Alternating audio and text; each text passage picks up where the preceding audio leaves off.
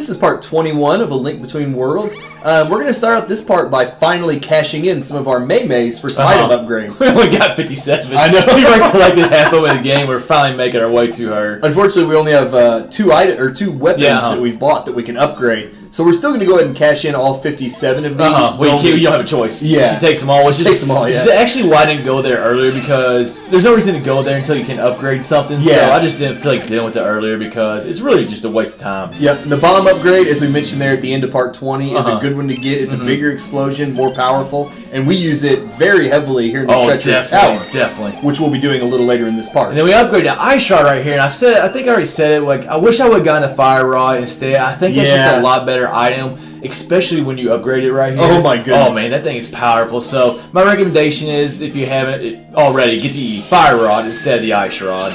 And this is random, but I feel like I love this music in here. We've already said it. Yes, right. We have been in here before. The first time that we came in here, actually. Yeah, it's just been a while since we came in here. Yes, it has. That thing looks awesome though with the spikes on it. Oh yeah, it looks like a mace. I just love how you can see our babies like down the water below you. Our babies? You mean her babies? No, I mean, they're kind of like our childs too, because we found them, we carried them everywhere, we nurtured them somehow. We had milk earlier. I don't think we had any now, but no. You know, I've become so attached to my Maiamais that I feel like they're my own child now. And now she's just chucking them into the water. Yeah. They're going to escape again is all they're going to do. Yes.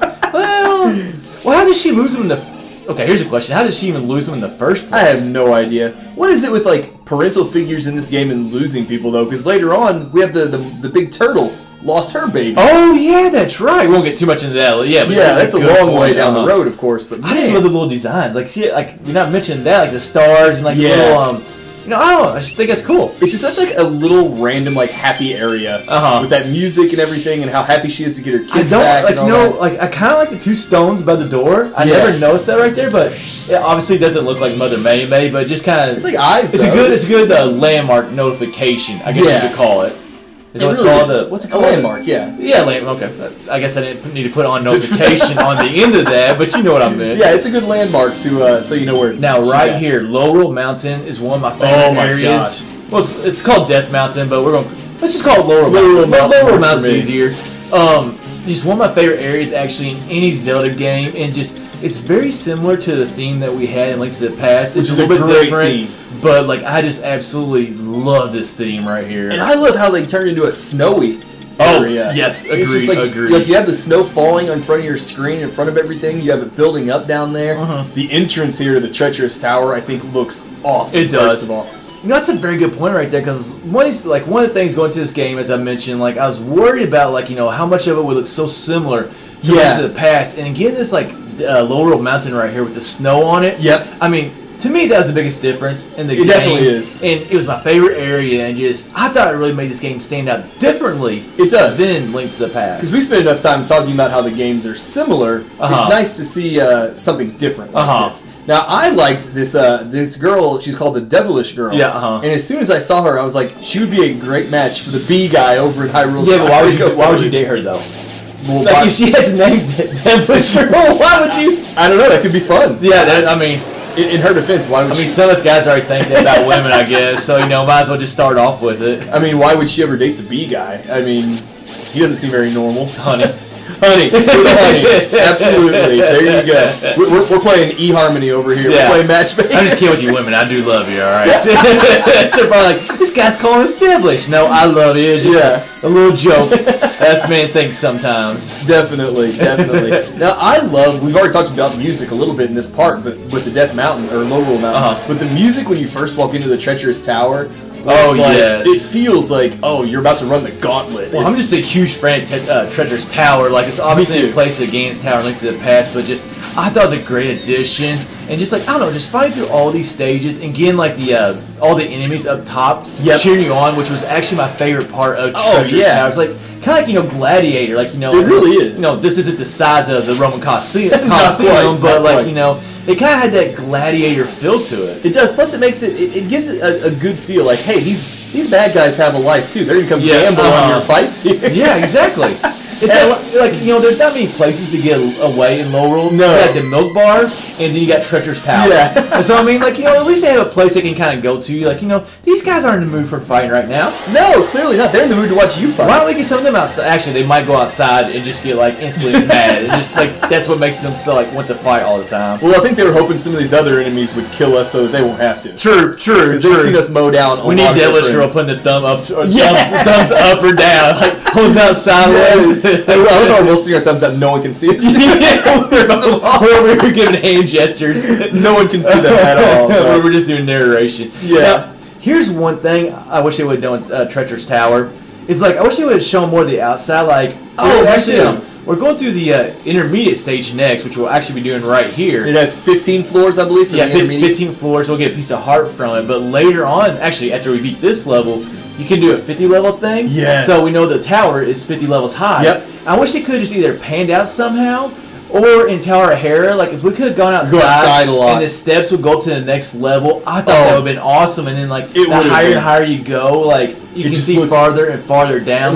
Laurel Mountain looks smaller and smaller down below. That would just added so much to this game. It would, because we've talked about with both the Tower of Hera and with Hyrule Castle, when the outside parts of that were how awesome it looks looking down and seeing the world down below you. Yeah. Imagine doing that from 50 stories exactly. Up. Tower of Hera had I don't know exactly, but 13 floors or something like that? 12 or somewhere in that. Yeah, so when they were able to do that and make it look like we were actually going up each floor, so they could definitely done it, I think, with Treacherous Tower. Now that would have been awesome. Oh, I know. And now I'm just over here thinking about how awesome that would have been. Well, I'm just glad, like you said, this is our second time through. We're doing the intermediate phase. I'm glad they didn't have the exact same first floors. Agreed. I thought that would have gotten boring, especially when we have to go through it again. Now, here's one thing I didn't like. I wish the floor would have always been a square. I wish it had been a square sometimes, maybe a circle sometimes. Or a diamond. All different shapes. Or just have walkways too. Yes. Have enemies on walkways and stuff like that. That'd or just I don't know, just different platforms to fight on.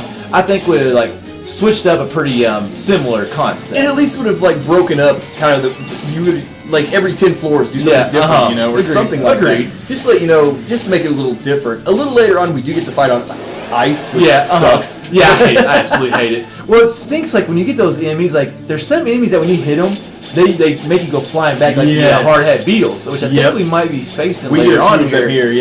When you hit those things, you go flying back, and when you're on ice, it's almost impossible to stay on that platform.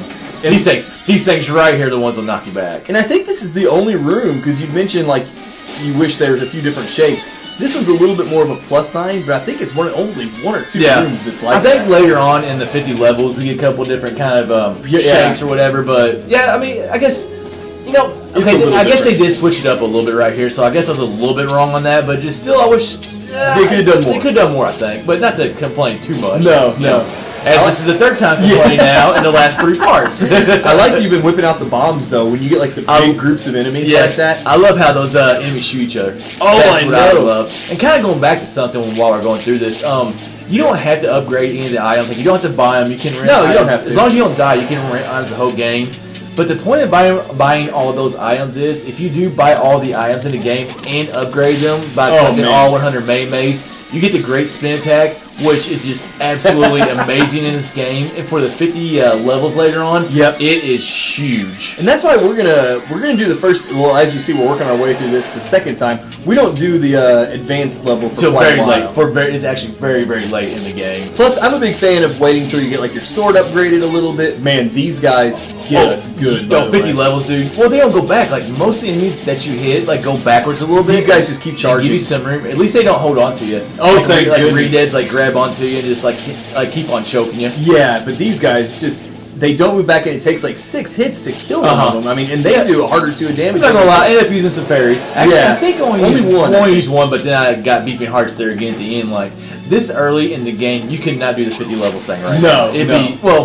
If you're a really good player, you probably could, but our sword's not strong enough. Our tunic isn't defensive enough, and we haven't upgraded enough items. We just don't have enough items to do it. Now, these are definitely some of the stages where that upgraded fire rod would be huge. But like we said, we went ice instead. Now, this is the part I originally was not going to do before going to the first dungeon. But like I said, there's 2 heart pieces we can get, and that actually gave me another heart container. Definitely. So I'll be doing this to get the heart container, and then after this part, we'll be going to ice ruins or making our way up enough to ice runes to get the last heart piece to get some heart give us a full container before the next dungeon. I hope. we might get 4 more before the next dungeon, but we got a few more parts to go still. We're going out of our way right here because however it worked out with the heart pieces, it ended up giving me an extra heart container. Right before I got the thieves' hideout. Now I really liked this touch. You mentioned it a few minutes ago, like when the archers were shooting. You laughed at like how they shot each other. I loved how the snowball guys in the previous room froze each other too with their snowballs. Yeah. I was like, that's just a neat little touch. I like that. You know, I really like these ice enemies on the ice. It's kind of like, definitely they should be on ice, but I don't know. Just it's something like in Treacherous Tower, we get like fire enemies on ice. I know that doesn't make sense. What? So I wish there would have been some kind of more like, obviously not like a lava surface, but like you said, just. We get the ice, but that's really the only different thing we get, if I remember correctly. Maybe like some dark rooms we should get, just something to mix it up. And you can replay this as many times as you want, and this is actually a great way to get rupees. Oh, you load up. The 5 level we don't get very much. The 15 level we get quite a few. Yeah. And then later on, if you're having any problems getting stuff because of money, and you have like the proper weapons and stuff, the 50 stage, I want to say gives you 3,000 or 4,000 rupees. You get every time you beat it. It's a lot. So this is also a very good way to collect rupees. Yep. I mean, it takes forever to go through and do the 50 stage one, but still. No, it's about 13, 14 minutes. That's about right. To the advanced stage. Now, I was surprised. I'm not sure if you know this, because I see you bombing these guys. You can use your hook shot to steal their shields. Oh yeah, I knew that. I just didn't. Red. That's an easy way out, I think. And I wanted to show them the most difficult way. But anyways, this will go ahead and wrap up part 21 of A Link Between Worlds.